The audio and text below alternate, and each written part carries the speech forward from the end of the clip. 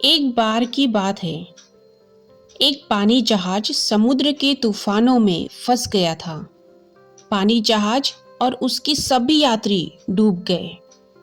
केवल एक को छोड़कर ईश्वर कृपा से वह बच गया और तैरते तैरते छोटे से टापू में पहुंच गया। वहां वह ईश्वर से प्रार्थना करने लगा, हे ईश्वर, कोई मुझे यहाँ बचाने के लिए आ जाए। पूरा दिन गुजर गया पर कोई उसे बचाने के लिए नहीं आया। फिर वह रात को रेत में ही सो गया। दूसरे दिन उसने फिर प्रार्थना किया पर कोई उसे बचाने के लिए नहीं आया। इस तरह से दिन गुजरते गए। वह रोज प्रार्थना करता पर कोई मदद नहीं आया। 1 महीने बाद अब वह हार मान चुका था। उसने सारी उम्मीदें खो दी थी और टापू में लकड़ी का झोपड़ा बनाकर रहने लगा। वह नारियल का पानी पीता, जंगल के फल खाता और मछलियों का शिकार कर खाता था। एक दिन वह मछली पकाने के लिए चूल्हा जलाया। तब लकड़ियां खत्म हो गई। तब लकड़ियां लेने के लिए बाहर गया और जब वह लौट कर आया तो उसके झोपड़े में आग लग चुकी थी। यह देखकर बहुत उदास हुआ और ईश्वर को बहुत कोसने लगा। उसने कहा, ईश्वर, आप बहुत निर्दयी हो। मैंने मदद मांगी, आपने मदद नहीं भेजा। मैंने रहने के लिए झोपड़ा बनाया, आपने उसे भी जला दिया। ईश्वर, आप बहुत निर्दयी हो। वह पूरा दिन ईश्वर को कोसते रहा। रात हो गई।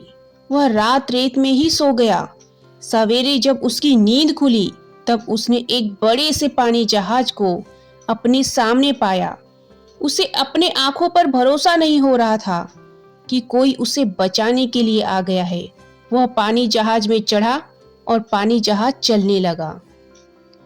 उत्सुकतावश उसने जहाज के कैप्टन से पूछा, आपको कैसे पता चला कि इस सुनसान टापू पर मैं फंसा हुआ हूँ? कैप्टन ने कहा, कल आप ही तो फायर सिग्नल भेजा था। इस पर उस आदमी ने कहा,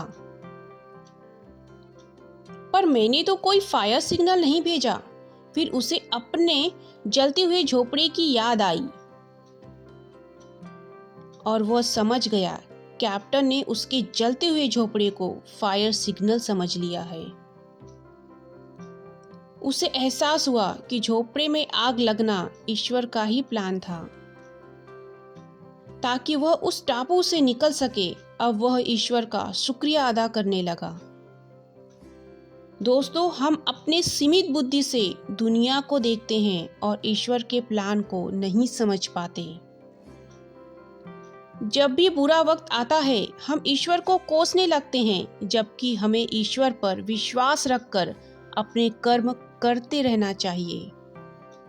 जब भी बुरा वक्त आए तो हमेशा याद रखना, इसमें भी ईश्वर ने आपके लिए कुछ बेहतर सोच रखा है जो सही समय आने पर आपको पता चलेगा। इसीलिए कभी हार मत मानिए और अपने अच्छे कर्म करते रहिए।